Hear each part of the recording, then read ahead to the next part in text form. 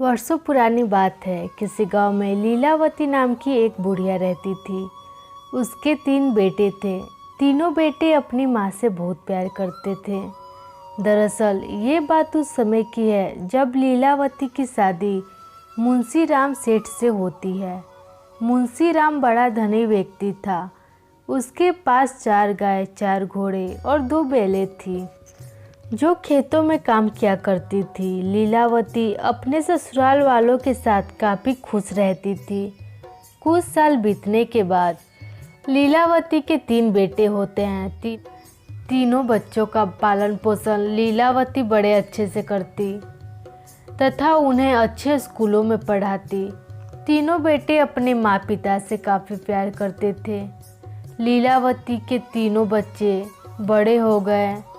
लीलावती और मुंशीराम बारी बारी करके अपने तीनों बच्चे की शादी सुंदर लड़कियों से करवा देते हैं। पत्नियों के आते ही मानो बच्चों का माँ बाप से लगाव ही खत्म हो गया।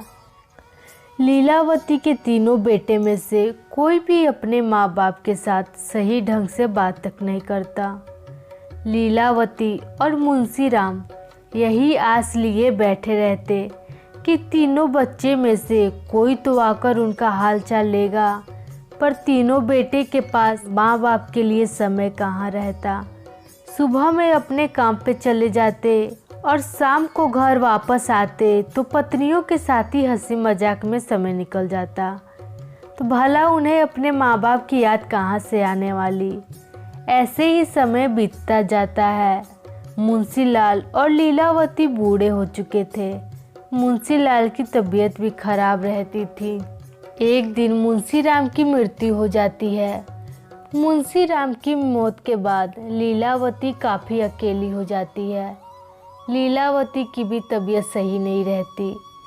एक बार उसने सोचा, क्या पता मैं भी कब मर जाऊं, इससे अच्छा तीनों बच्चे में बंटवारा कर देती हूँ।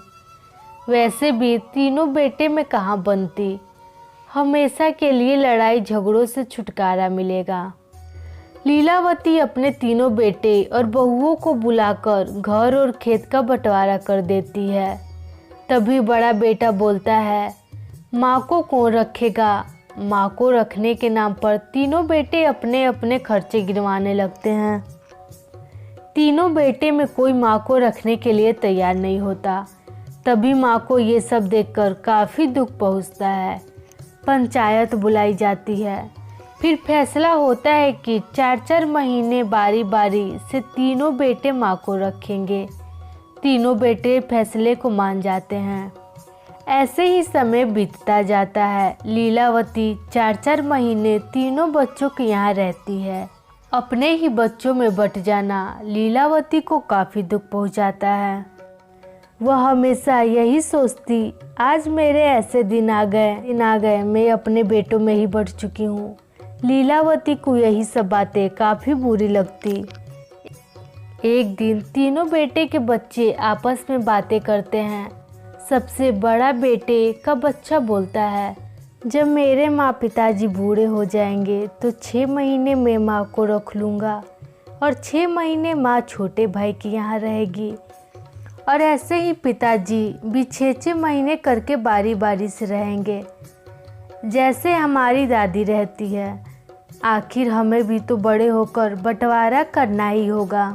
तभी बीच वाले बेटे के बच्चे बोलते हैं, हम तो 3 भाई हैं, तो इसलिए हमें सिर्फ 4 महीने तक ही रखना होगा अपने माँ पिताजी को।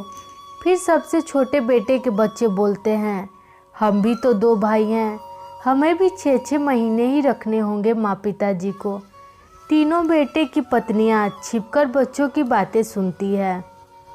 उन सब के आंखों में आंसू आ जाते हैं और अपने किए पर उन्हें शर्म आती है। फिर तीनों बहुएं अपने अपने पतियों के पास जाती हैं और उनसे बच्चों की सारी बातें बताती हैं। बेटे भी शर्म से नीचे झुकाए बोलते हैं, बच्चे सच ही तो बोल रहे हैं। आज जैसा व्यवहार हमने अपने माता पिता के साथ किया है, बच्चे हमें ही तो देखकर सब सीख रहे हैं, जो वे हमारे साथ करेंगे। तीनों ही भाई फैसला लेते हैं कि वे तीनों अपनी माँ के साथ मिलकर एक ही घर में रहेंगे। बहुएं भी हामी भरती है और सारा परिवार अब बच्चों की वजह से मिलजुल कर एक साथ रहने लगता है।